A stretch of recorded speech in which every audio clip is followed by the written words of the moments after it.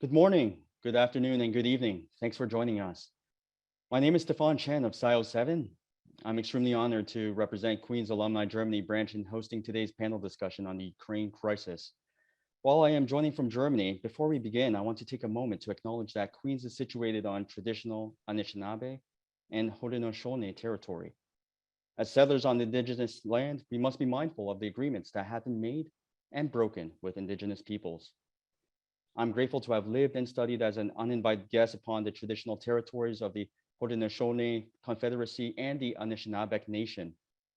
May we grow into living with respect on this land and walk into reconciliation with peace and friendship. Speaking of peace and friendship, I know that our topic today is near and dear to all of us. So I'm pleased to welcome alumni and friends from around the globe for this important discussion. The situation in Ukraine has captured the attention of the world and left many of us asking, how did we get here? How can we help? And where does the world go from here? As the conflict changes rapidly and news outlets try to keep up, it's comforting to turn to our subject matter experts at Queen's, a source that we all trust. With that, I'd like to introduce to you Elamin Abdel Mahmoud, ArtSci 11, to moderate this discussion.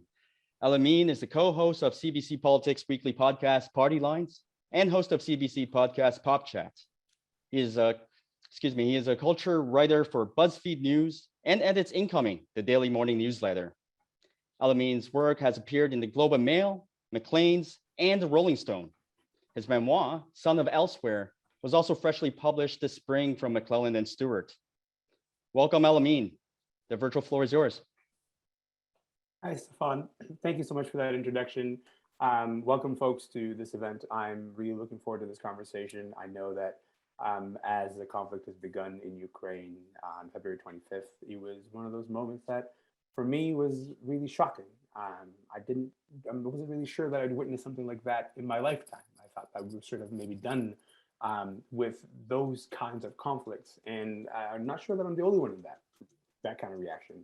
And I think from there on, I sort of took a lot of comfort in context, and that is, reading as many experts as possible, reading historians, listening to historians speak, just so we can hear all these ideas and the ways that they repeat and resonate throughout history. And so I'm really fortunate to be hosting this event and speaking with some folks who have been studying conflicts just like these for a long time, and their global implications, whether they be economic, social, military. And so with that in mind, I'm going to introduce our panelists. Actually, let them introduce themselves. Let's turn on the cameras for Dr. Lamp, Dr. Csergő, and Dr. Hughes. And why don't we begin? With Dr. Csergő? Dr. Csergő, would you please introduce yourself? Sure. Thank you, Elamin, and thank you everyone at Queen's Alumni Association for organizing this event. And I'd like to first of all welcome everyone who is joining us today for this conversation.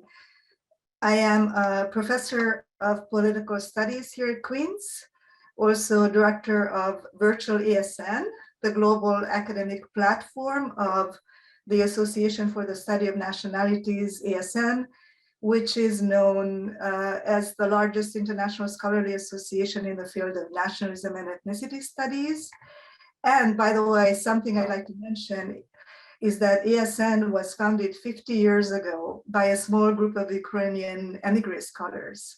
And hence the name nationalities in the association's name. It was the official term in the Soviet Union for the so-called titular ethnic groups in each of the Soviet Union's 15 republics, including Ukrainians. So wanted to mention that. But then, so ASN is Ukrainian born in this sense, but it has grown into a large international association since the early 1990s, after the end of the Cold War.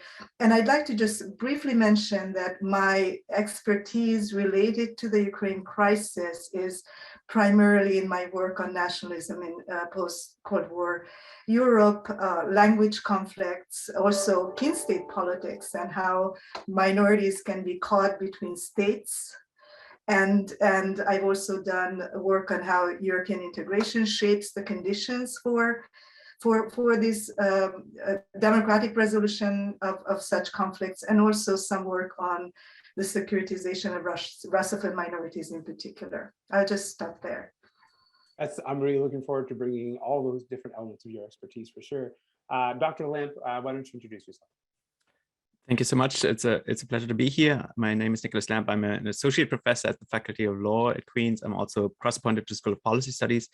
I'm originally from Germany, so I'm very pleased that the German branch is hosting this event. My expertise is primarily in international trade law, and I look forward to speaking about the effect of the sanctions, though I must say that I've also been obsessively following all the military and political developments. It's hard to keep those separate. Recently, my research has focused on the winners and losers from globalization, which really plays into the topic as well. And I've recently published a book with Anthea Roberts, 6 Phases of Globalization, Who Wins and Loses and Why It Matters. Thank you.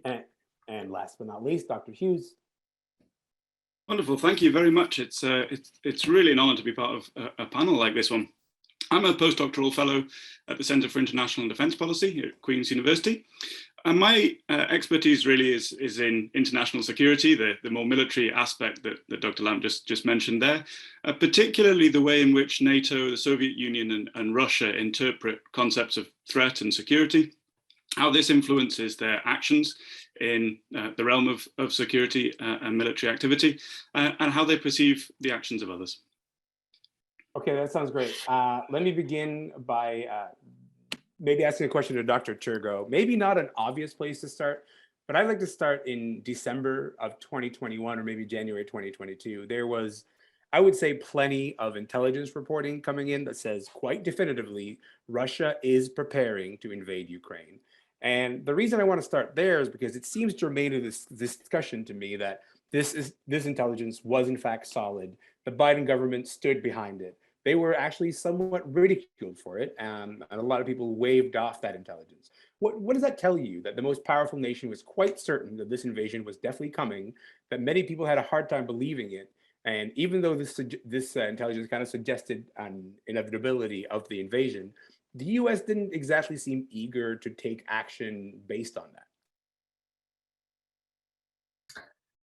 Yes, this is a very good question, and it does go back to the question of how seriously the Ukrainian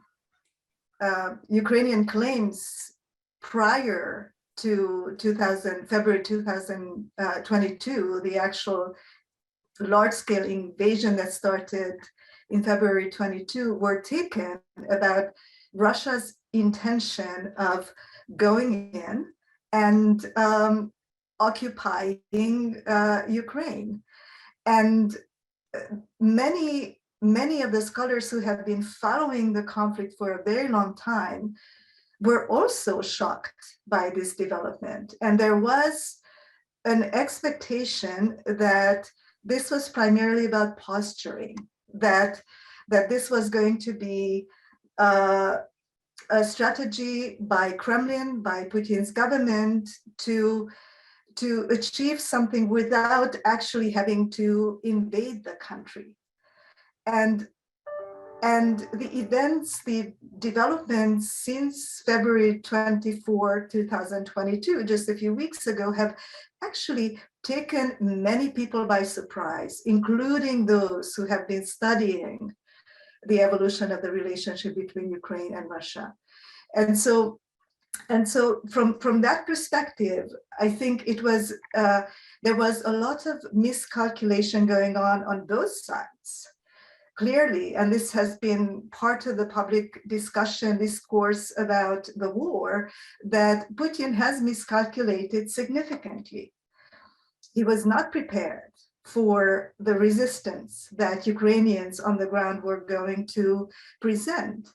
And apparently the West, so to speak, to simplify it as one bloc, has also miscalculated. So no one was really prepared for this. So I think a fundamental lesson, unfortunately only a lesson now, but a fundamental lesson is the profound uncertainty around this war. That continues to exist, by the way. So there is a lot of guesswork, and many of us scholars who have been researching nationalism, researching conflicts like this, and scholars of security policy are standing by and trying to make sense of it. But the truth is that very few people actually were prepared for this. Dr. Hughes, I'm going to put this somewhat, I think, crassly, and then perhaps you can maybe steer me back into the right lane if I'm overcorrecting here. But would it be wrong to read the West's initial reaction as this? Russia steamrolled into Crimea and had no trouble taking Crimea, and it will do the same to the rest of Ukraine because there isn't a strong defense and there isn't a strong national identity.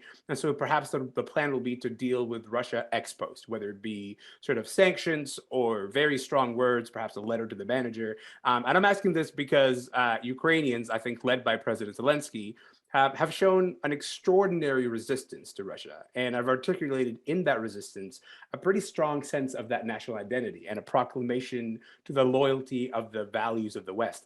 And I'm not sure that this conflict would command as much emotion as it has had that not happened. Like, I think everybody sort of goes back to the moment where President Zelensky addressed the European Union and said, "Here we are now, we are prepared for this, will you have us?"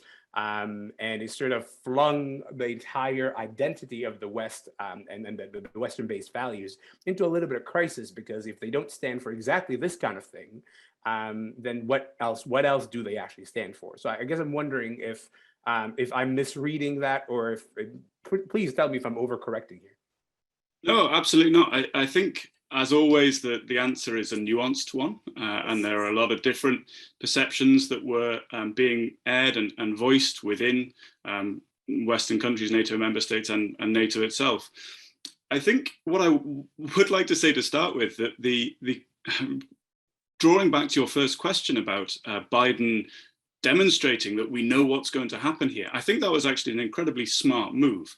And we talked a lot about off-ramps. It's a phrase which has come up a lot, trying to give these opportunities for Russia to back down without Putin losing face. And that was a very smart off-ramp. He actually opened the United States up to huge criticism at that point, for if they were saying, okay, we believe that Russia is going to invade on this date and it doesn't occur, then the United States looks like another catastrophic intelligence failure. They are warmongering, they are too pessimistic, Russia is actually okay. I feel that was probably that off-ramp, that Putin could have backed away at that point, because that was actually a symbol that the West had an awful lot of information about what Russia was going to do.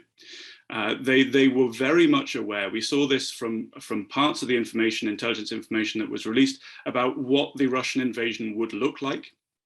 I think predicting the course of that invasion, whether or not Russian troops would make it to Kyiv, is I think it's more difficult to know what was anticipated there, but I suspect, or my understanding is that they were prepared for multiple outcomes, and that they knew that there was a chance that Russia would not be able to achieve the objectives that it was looking for, because they understand what Russia was trying to do. I do get the impression that there has been a little bit of a misunderstanding about the actual quality of Russia's military. I think there was an expectation that logistically that they would be a little bit more competent than it appears that they have been.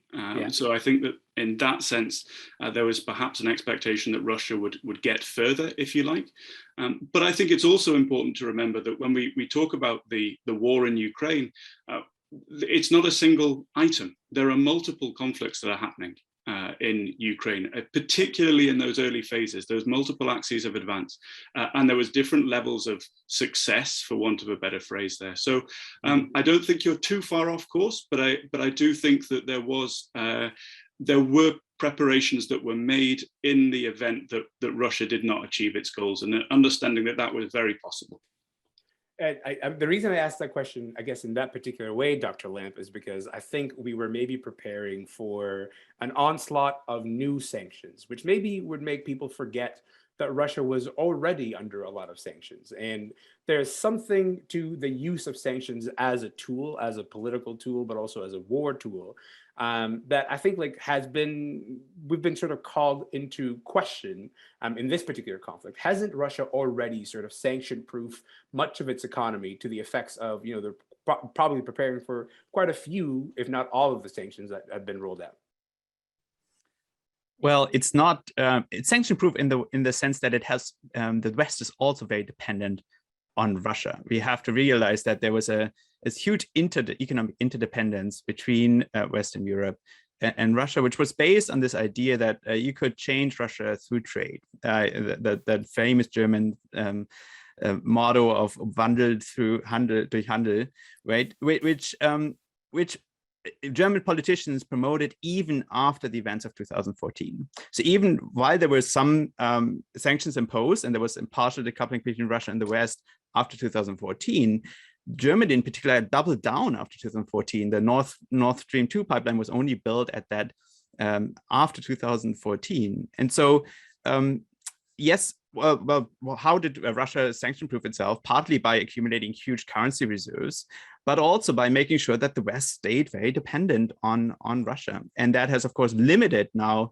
the ability of the West to respond. I think many people forget that since 2014, Germany's reliance on Russian gas has increased. It hasn't decreased. And certainly, you know, they've maybe learned that for a little while the customers go away, but then eventually they have to come back at some other sort of later point in the future. Dr. Csergő, I'm really interested in the ways that people talk about Ukrainian identity in this conflict, because you seem to almost talk about it as though Ukrainians don't have a will for themselves somehow. Like it's either Russia is trying to influence them or the West is trying to influence them. And maybe the part that gets forgotten most often is, well, what do Ukrainians want and how do they express what they want? So can we talk a little bit about the Ukrainian identity, particularly in the last 10 years, as it's pivoted more towards the West out of its, you know, out of its own will and volition, even if the European Union has been reluctant, and then also NATO has been reluctant to sort of fully embrace them. Right. I think that's really a core question. It's really at the root of this conflict, because it is a conflict really about identity and national identity and national sovereignty. And I think it's very important for us to remind ourselves that Ukraine itself is a new state. It was created in 1991, only 30 years ago. But of course, Ukrainian national identity and interest in Ukrainian self-determination is much older. And so it's not ancient, as many practicing nationalists usually like to portray their nationalism, but it was emerging at the same time when nationalism typically was emerging in the region, second part of the 19th century. And we also have to remind ourselves that the territory of current Ukraine at the time was populated by people living under very different institutional structures. So today's Western Ukraine was not part of Tsarist Russia, it was part of Austria-Hungary. And the eastern part was part of Tsarist Russia. And so the people, the populations who lived there at the time when national movements were emerging across the region and also other parts of the world, aiming to create national self-determination for national entities, the populations living on that territory had very different experiences. And in fact, during World War II, they fought against each other because those who were in the eastern part and part of the Red Army were fighting for and in the Red Army, whereas people in especially Galicia, so the city Lviv that you see in the news today is in that region, they were never part of Tsarist Russia, and they were actually fighting against those on the other side. And so actually, that part was integrated violently by the Soviet Union as part of the war. And so this also relates to the terminology that is used by Putin for denazification, that is misused, of course, against Ukrainians that do not comply to this understanding of a Moscow-friendly Little Russian type of Ukrainian. So what I'm trying to say here is that there is an evolution of Ukrainian nationhood that started around the same time when nationalisms were emerging in the region. And then after 1991, when Ukraine became independent, it started, this identity question became a question of whether Ukraine would move away from Moscow and toward Western-style representative democracy and join Western organizations, the European Union or not. And so this really is at the root of the conflict. And on this question, Ukrainians started telling Moscow and Putin already since the mid-2000s that no, they don't want to live under the kind of system that Putin is creating, which is essentially a personalized dictatorship in Russia. But they would rather live under representative democracy. And especially since 2014, when Russia became actually invading and the aggression started in Crimea and Donbass, since 2014, Ukrainians, including Russian-speaking Ukrainians, the majority of them are saying, we may be Russian speakers, but we don't want that model. We want this model. And that's really the core of the identity conflict. So, Dr. Lamp, there you have a pretty clear articulation of what I would call a set of values, right? Like a sort of a wanting to move towards a set of values, a wanting to move towards a more open trade. This theoretically would be the case to make for Western democracy. And you would sort of imagine that Western democracies would rally around it and say, and embrace it and defend it, because this is exactly the kind of battleground, both literally and I guess ethically, that you would fight for what you stand for. I was born 4 years before Francis Fukuyama declared the end of history. And he was quite certain that we were sort of, on this linear arc. Yes, sure, there'd be small progressions and regressions, but we have arrived at the final form of human governance. What happened, and why are we not defending it to the way that I would have thought we'd be defending it at this juncture? Well, I think there are several things at play. First, I think we do actually see a huge amount of support and public involvement in this war, which I think speaks to the fact that people realize there's much more at stake here. This is not just much more compared, for example, to 2014, because we realize it's democracy at stake. It's the kind of model that of economic and political organization that we are fighting for here. And so there has been a lot of public engagement, public support on the one hand. On the other hand, I agree with you that the sanctions and the response has been, particularly in the part of Germany, a strategic and moral failure. Like, we have not articulated, the German government has not clearly articulated what is at stake here. And it has not, for example, been willing to ask the German population to make any sacrifices at all for support for Ukraine, when it is particularly when it comes to gas. But we can still drive 200 kilometers on the Autobahn in Germany and burn through as much gas as you want without any restrictions. So I think it's maybe more a matter of the political leadership in Western Europe not living up to the challenge. I'm not so sure that the broader population doesn't share the sense that there's something epochal and something really fundamental that is happening here. Yeah, I think there's a real sense, Dr. Hughes, that this feels like an existential question to the West. This feels like an existential question of what is the West willing to sort of defend? And to that end, we've heard a lot of talk about Ukrainians, with President Zelensky asking for a no-fly zone to be imposed, which I think has brought a renewed understanding that a no-fly zone is not just no planes can fly here, but you actually have to enforce it in some kind of way, which becomes essentially a declaration of war. And so to that end, what do you make of the hesitancy to sort of cross the line of actual war with Russia, but also trying to balance showing support for Ukrainians so far? It's an extraordinarily difficult line to walk. It can't be overstated how challenging that is. And I think it is important to note that we often use, and I'm as guilty of this as anyone, that NATO as a shorthand for the group of states who are providing the vast majority of support to Ukraine at the moment. And as we know, that's not actually the case. It is not NATO that is providing these pieces of support. It is the bilateral relationship that Ukraine has with different countries with the European Union.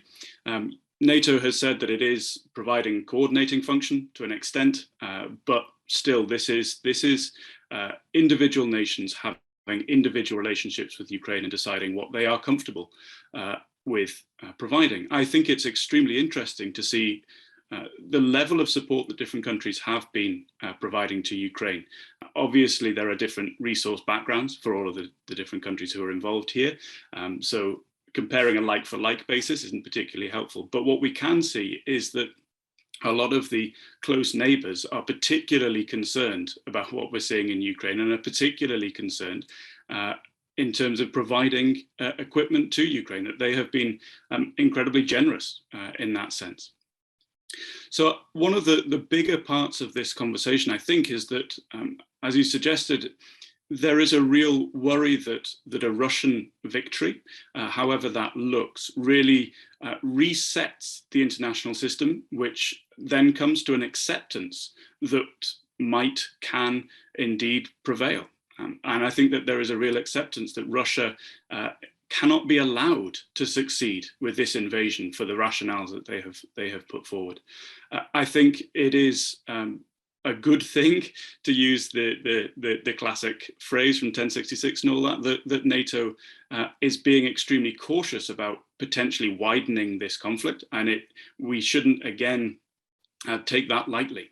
The concept of the no-fly zone, as you suggested, really, I think, brought that into very sharp relief. And even a couple of days ago, there was a comment that potentially there could be essentially a no-float zone around the border of Ukraine. But again, you walk into the same challenge there. So there is a serious question to be asked about when greater intervention would occur. And I sincerely hope that we don't reach that point. And it's very, very important, I think, that we do ensure that Russia is prevented from achieving its goals in terms of taking control of Ukraine.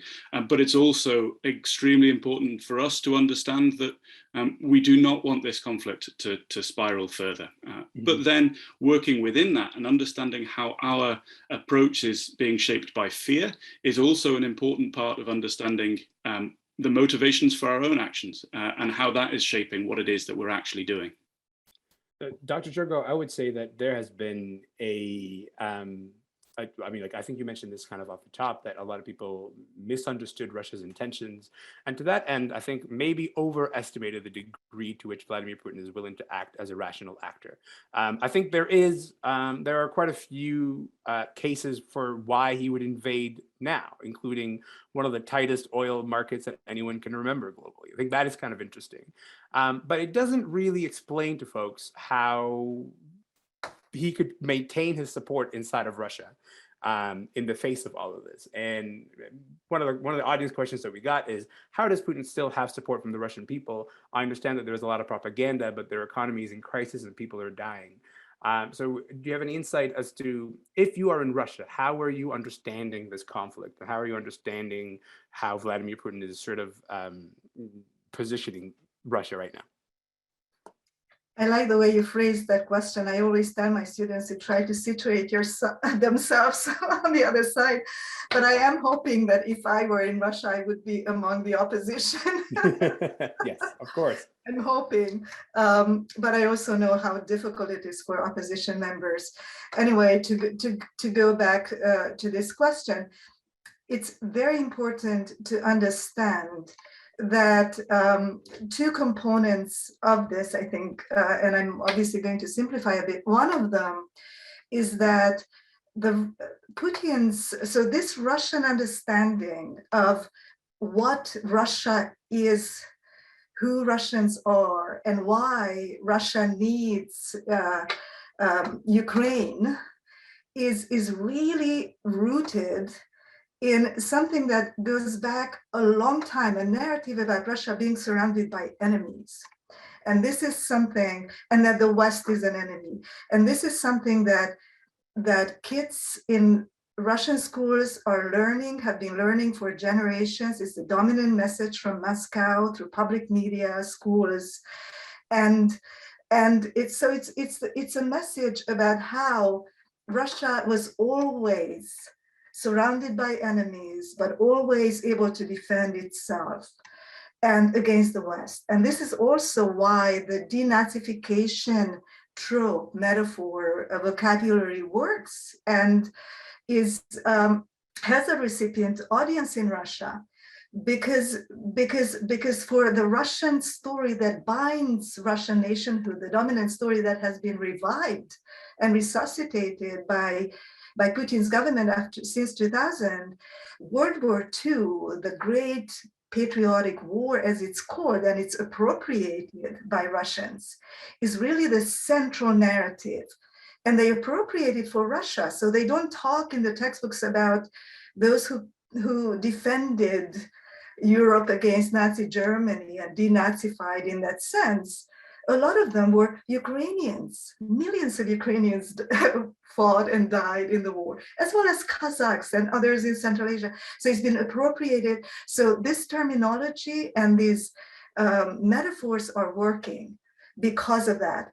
And why it can become dominant? Well, that has to do with the system, the state, the party state, that the personalized essential dictatorship that the Putin government has been able to build, that they are dominating, not just dominating, but completely monopolizing the media. And they have closed alternative media outlets. And as I'm sure many of our audience members know, opposing, even calling this a war is punishable now in Russia. So that is the reason why. But of course, I also need to mention that we don't know how many people oppose it, because this is not a time when research, surveys or qualitative research can be done, social science research can be done on what Russians think.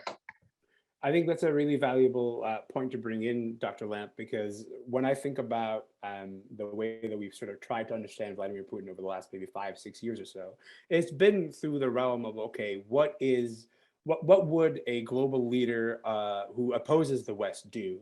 And it felt like more of a sort of a rational kind of game theory situation.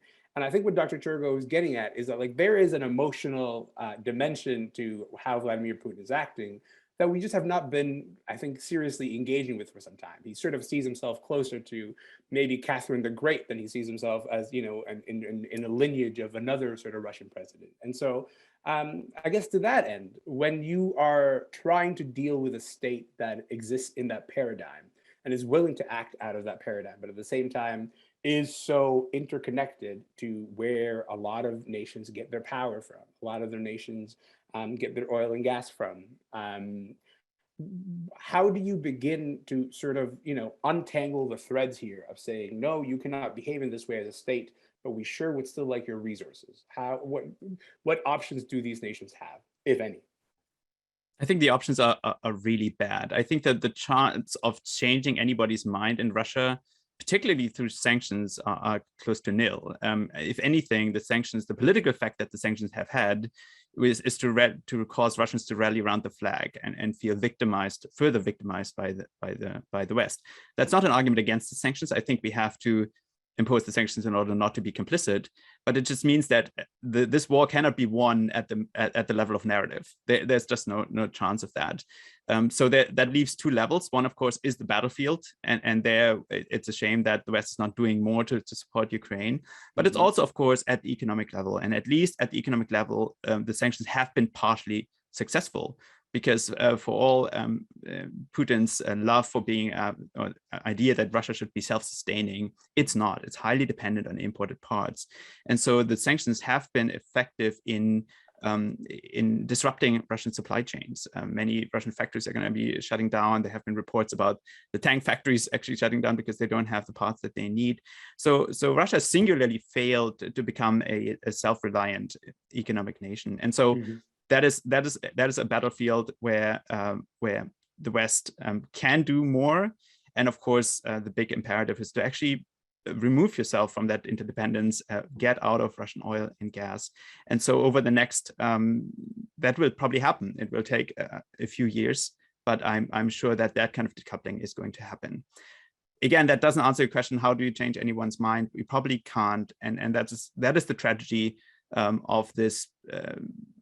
Decoupling that we're seeing now. It's not only an economic decoupling, it's also we're essentially living in completely different worlds in terms of information, the information that we get, our worldviews. And we see that already happening with China, but now we're seeing it with Russia, and it's a real tragedy. We have a question in the chat from Hugh Siegel. I don't know if it's the Hugh Siegel, former Senator Hugh Siegel. Hello. But the question is, why would the US, UK, Canada, France, and other NATO nations who have deemed Mr. Putin as essentially unbelievable, and why would they demur from crossing the western border of Ukraine to take on Russian forces? Why let Putin intimidate the West from defending Ukraine? I think that's a valuable question in the sense of, why believe that Vladimir Putin is going to stop at Ukraine? Why, is there any good reason to believe that he would just stop at Ukraine? To Dr. Hughes. Yeah, it's a great question. So I think there are a couple of facets to the question that we require a little bit of conversation first. I think the first part is we should also acknowledge that it appears that Russia is also intimidated by NATO. And we've heard a lot from Russia over the last few weeks about armaments coming into Ukraine from NATO member states being beyond the pale, as it were, that those convoys would be attacked by Russian aircraft and so on and so forth. And that, to the best of my knowledge, hasn't happened. Now, we haven't seen that occur. We could well have seen Russia try to strike locations outside of Ukraine to prevent those weapons coming into Ukraine. They haven't done that either. So I think it is important to remember, again, as Dr. Csergő said just before, we think about this from the other side as well. So that's the first facet that I think is important. The second here is why would we expect Putin to stop at Ukraine? And essentially, we don't. And that, I think, is part of why Finland, in particular, is trying to join NATO. It looks like they're going to join NATO in the next few months. So I don't think we do expect him necessarily just to stop at the Ukrainian border. However, we also need to remember here, once again, that Ukraine is not a member of NATO, and that if Article 5 of NATO is triggered and there is that conflict against Russia, the damage that Russia would incur would be catastrophic. So I think the NATO's efforts to bolster the number of troops that we've seen in Eastern Europe within NATO members is part of that conversation as well, of not potentially expecting Russia to stop at the Ukrainian border. And it does rather feel like the enhanced forward presence that was there prior to this conflict was something of a tripwire force to ensure that NATO is brought in if that attack occurs. It does rather feel like that might be beefed up into a genuine defensive force, at least for the foreseeable future. So I don't think it's true that we don't expect Putin to stop. Whether NATO would then commit to sending troops across the border is flipping that conversation around and saying, what do we expect Russia to do in response to that? And are we comfortable with the risk that Russia would not fire a nuclear weapon in particular? And at the moment, the answer to that appears to be no, we are not comfortable with that risk.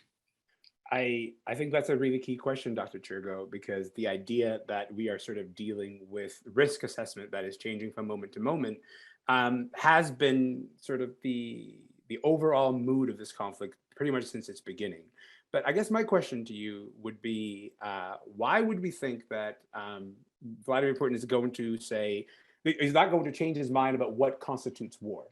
And by that, I mean, we have, the West has imposed probably the most stringent sanctions that anyone has seen, squeezing Russia's economy. Very few people expected the SWIFT payments to be frozen, and they indeed were. And it seems like maybe the intention is to cause as much unrest inside of Russia. That could potentially be read by Vladimir Putin as an attempt at some kind of regime change.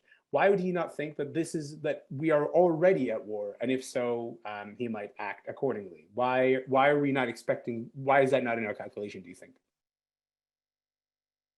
I do think that that the Kremlin sees this as, in terms of we are already at war, and it's even though it's not presenting it, calling it a war in Russia, but a special operation. Putin did talk recently about the economic blitzkrieg against Russia, the economic blitzkrieg of the West that has not, in his view, succeeded. And I think it's very, very important to remind ourselves that Russia is actually making a lot more money every day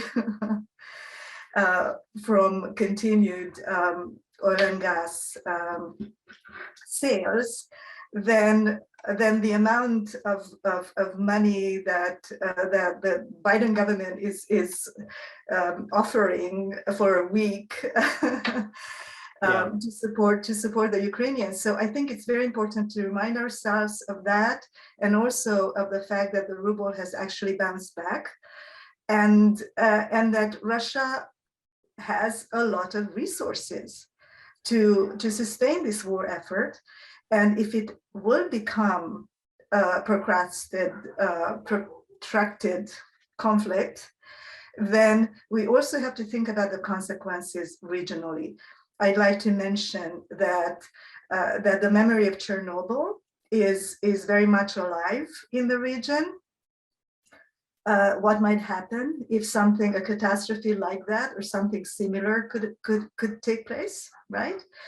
We also have to remember the massive humanitarian consequences that close to 5 million refugees, Ukrainian refugees, are now in the neighboring countries mostly, and the overwhelming majority of them are women and children, that there are over 6.5 million internally displaced persons within Ukraine. People are talking about 2/3 of the Ukrainian children as refugees or IDPs. Think of the social trauma, and think of what this is going to also cause in a region where there are economic problems, where there is democratic backsliding, where populist nationalist leaders have gained popularity, where several countries in the region, including Balkans, have populations that are, at least segments of population, that demonstrate in support of Putin's action. So all of that, as war goes on, is going to, become messier and messier, and it will become economically and socially draining and more complicated. So I think we need to think about those as well as consequences of the war. There are a lot of questions coming in about what more can Canada do, but also questions about Canada's vulnerability. And I guess I'm gonna direct this question to Dr. Lamp, and specifically, I guess we'll use the frame of great power conflict, in the sense that I think we left the era of great power conflict, or at least we thought we did, and now we seem to be kind of back in it. And so as we return to an era of pretty pronounced and overt great power conflict, what is the role of a power like Canada that has a lot of sort of diplomatic influence, but not necessarily a significant sort of military influence in this kind of case? Well, first, I want to say I was happy to see yesterday that Canada actually is supporting Ukraine with heavy armor. So I don't think we should underestimate what Canada can do. The big difficulty that Canada faces, not just in relation to Russia, but also in relation to China, is that, of course, that it has to some extent go along with what the United States does, because what we're seeing is a splintering of global supply chains. And the big challenge for Canada is to convince the United States that it's better off, even if it decouples from China to some extent, building regional supply chains. So taking Canada along as compensation for the fact that the United States will demand that Canada go along as well. And one example is, for example, 5G networks. Like the US has threatened Canada with consequences if it decides if Canada lets Huawei, the Chinese telecommunications company, build 5G networks. So I would say that this question of how can Canada align itself, to what extent can it preserve some strategic autonomy from the United States in particular, is something that is it's much more central in the relationship with China than with Russia, simply because the degree of economic integration with China is just so much more significant. So when we talk about great power conflict, we shouldn't just talk about Russia and the West. We also have to take into account that China is, of course, watching very closely what's happening, and probably seeing this as a model of what could happen if the conflict between the West and China were ever to escalate, for example, over Taiwan. I think it's notable that China might be watching closely, Dr. Hughes, but it is not speaking up much. It's been relatively quiet throughout this conflict. And one of the reasons it's been quiet is because Russia is currently engaging in what I would call a violation of some of the principles that they themselves have sort of tried to advance globally.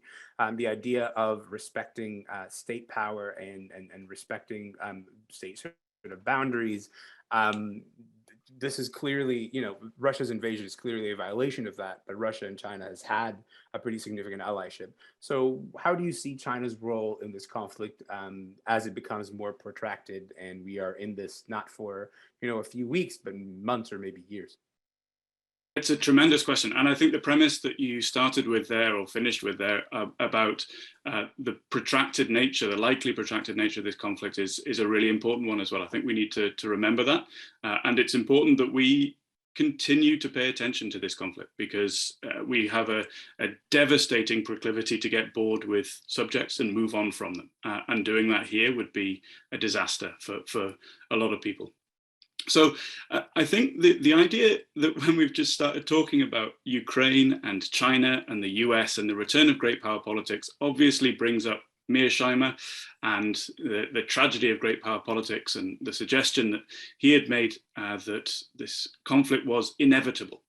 I think we need to be quite careful with that sort of argument, and we need to make sure that we give some autonomy to the three countries in and of themselves. We cannot necessarily assume that great powers will act in a particular way given a particular set of inputs. Right. So that said, China's approach to this conflict is very much derived not only from its relative economy, military capability, and all of those sorts of metrics, but also from its social relationship with Russia and its social relationship with the rest of the world and how it has attempted to engage with the rest of the world over the past 30 or 40 years.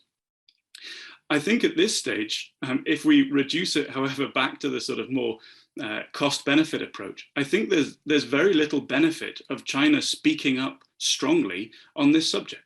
I think it's also the case that we have a very Western focus on the conflict itself. When we look at which countries are actively involved in speaking out against this war, putting the sanctions in place, contributing to Ukrainian defense, it doesn't include China.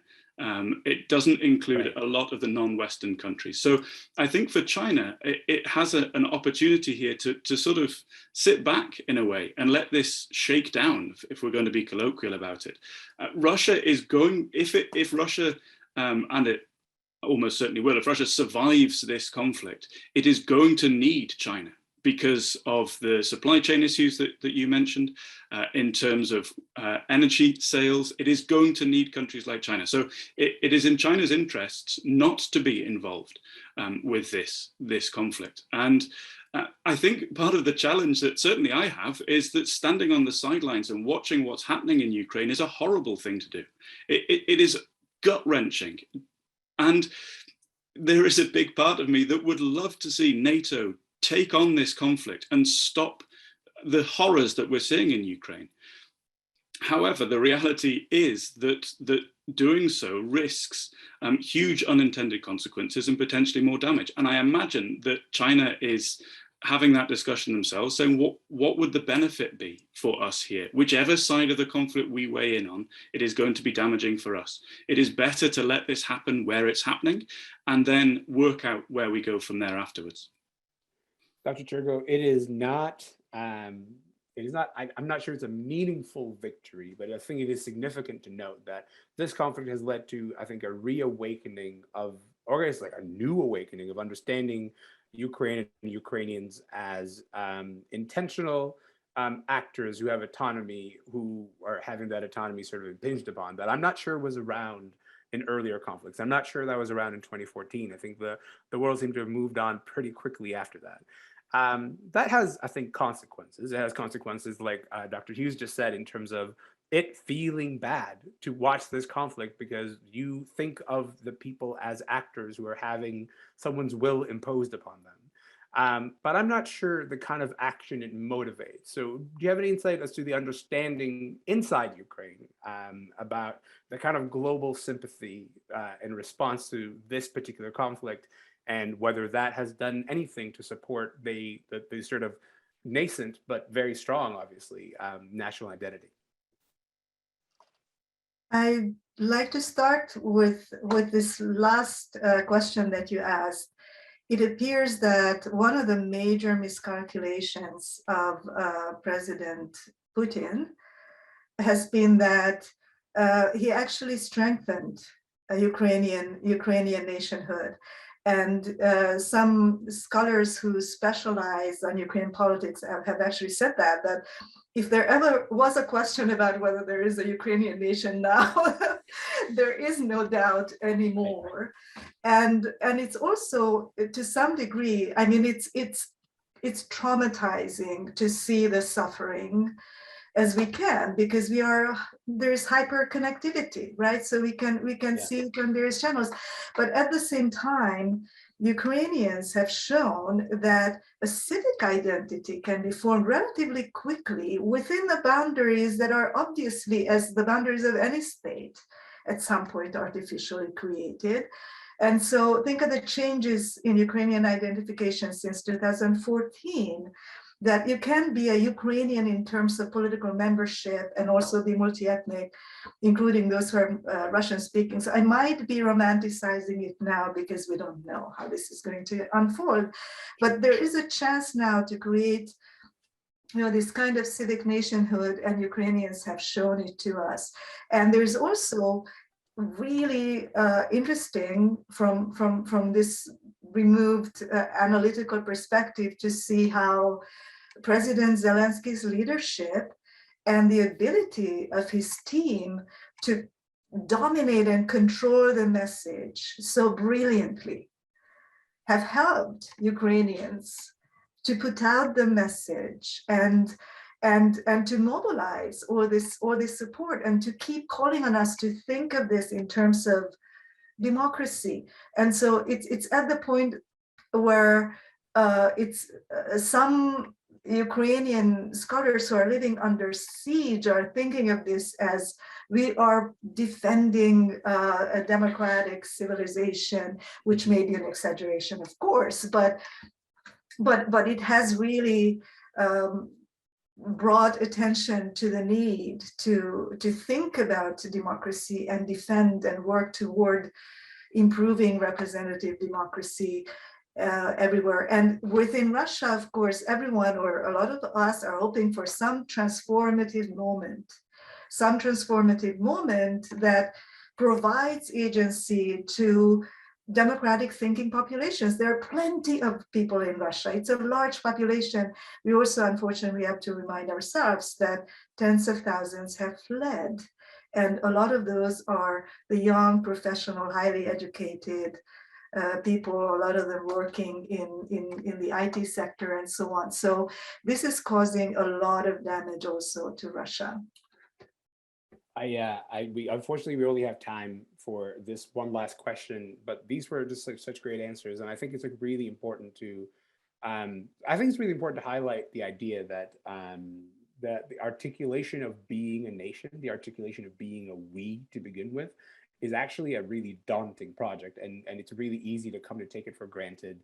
And when you watch it in development, and you watch that we being created and articulated by one specific figure, but also just the people in general, it is very moving, but it's like hugely consequential. And I think many people in the West maybe didn't expect to see it in a place like, for example, when Zelensky showed up at the Oscars, like that was or the Grammys rather, that was a sort of the kind of surprise that I think sort of sees that idea further in the West imagination. I'm going to ask the three of you to do the impossible and try to project a little bit into the future, into how this war plays out, or at least like the next few steps, because at this moment we seem to be frozen in this place where the ground war has kind of stalled for a little bit. And no one is really sure what the next major evolution of it will be, whether it will have to do with sanctions or trade or the often mentioned but never really defined off-ramp. And these are hard questions to answer, but I'll ask you to maybe try. I'll start with Dr. Lamp. Well, you mentioned earlier the book, The End of History, and people often don't mention the last part of the book, which is called The Last Man, which is about essentially this charismatic populist who is rising as people get bored by the humdrum of democracy and look to fight and assert their will. And I think what we have to remind ourselves that the struggle is now happening globally between Putin on the one hand, who stands in for that last man, and the West, but it's also happening within our democracies. The biggest political victory that Putin can win would not be in Ukraine, it could be in France if Marine Le Pen gets elected, or it could be in 2024 if Trump gets reelected in the United States. And so I think it's the war has created an image of Western unity, which is really not there. And we have to realize we have like little Putins in all our Western democracies right now. And so that same struggle that is happening globally, which we feel we can all support, is actually happening right next door as well. And so that would be my main message, that we have to look at these two battlefields at the same time. Dr. Hughes? Obviously, as you suggested, it's always difficult trying to rub the crystal balls and see what's happening in the future. Mm-hmm. The one thing that I would say to start with, back to Zelensky for a moment, there was a wonderful quote from a journalist that Churchill mobilized the English language and sent it into battle for the Second World War. I think it's fair to say that Zelensky mobilized Zoom and has sent that into combat. What we've seen in terms of that ability to require support from other nations has been remarkable and a really interesting phase of this conflict. In terms of the future, I don't want to get too philosophical about this, but I think there are multiple futures. I think it's very difficult to know at this stage. There are different directions that can be taken, depending, from my perspective for now, on different areas of battlefield success. What happens if the Russian military can cut off the Donbass region? That creates a very different future for Ukraine, for the West. What happens if Ukraine stops that from happening? So I think it's very difficult to talk about the future of the conflict because there are so many moving parts. But I think if nothing else, there is going to be, for a considerable period of time, a real increased wariness of the potential for countries to break the rules and an understanding of the vulnerability of that rules-based international order. Dr. Csergő, last word to you. I will agree with Nicholas and Thomas on unpredictability, and also on the points about how this conflict has, among other things, revealed the cleavages and the vulnerabilities of democracy also in long established democracies. And so I think, from my perspective, as someone who has been studying nationalism and democracy and problems of democratization for decades, I worry about representative democracy.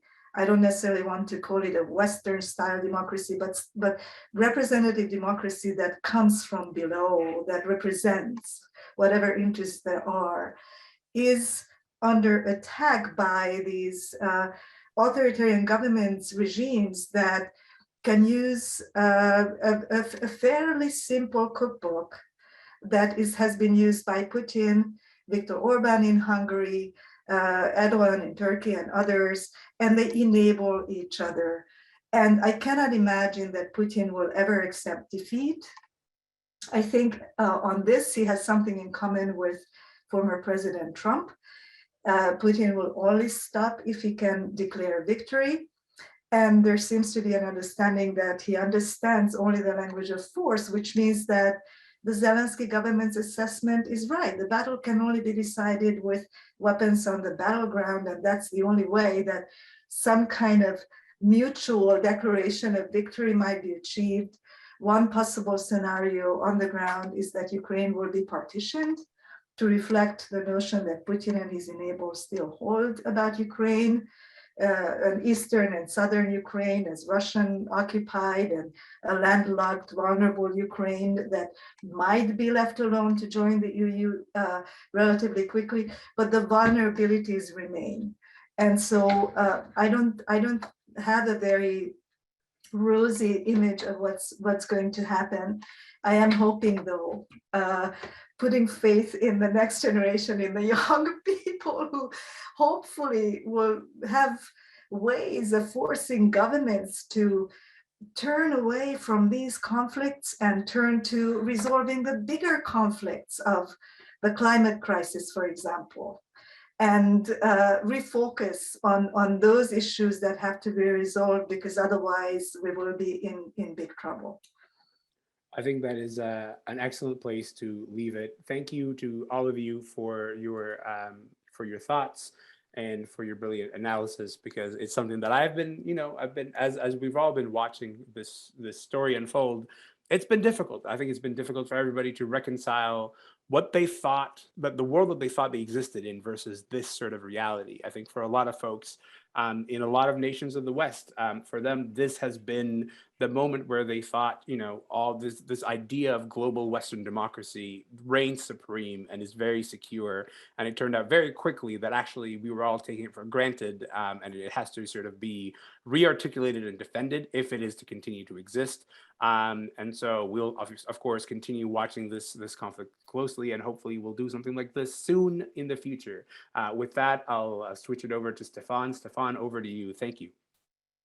Yes, and thank you. Thank you, Alameen, and also Dr. Csergő, Dr. Hughes, and Dr. Lamp for the insightful discussion and really sharing your thoughts and expertise. I feel much better informed on a lot of these issues, and I really appreciated your answers and perspectives on a number of these very highly complex questions.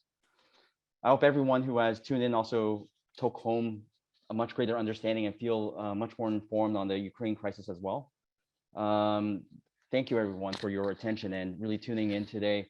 I understand that a video recording will also be available shortly through Queen's Advancement and Research social media channels. There is also a survey at the end of this, so please do support by filling it out. And before we part, I also like to make one special thanks to Lisa, Brad, Sophia, and the very professional team behind the scenes at Queen's University that organized today's meaningful and highly relevant panel discussion for all of us. So thank you and take care, everyone.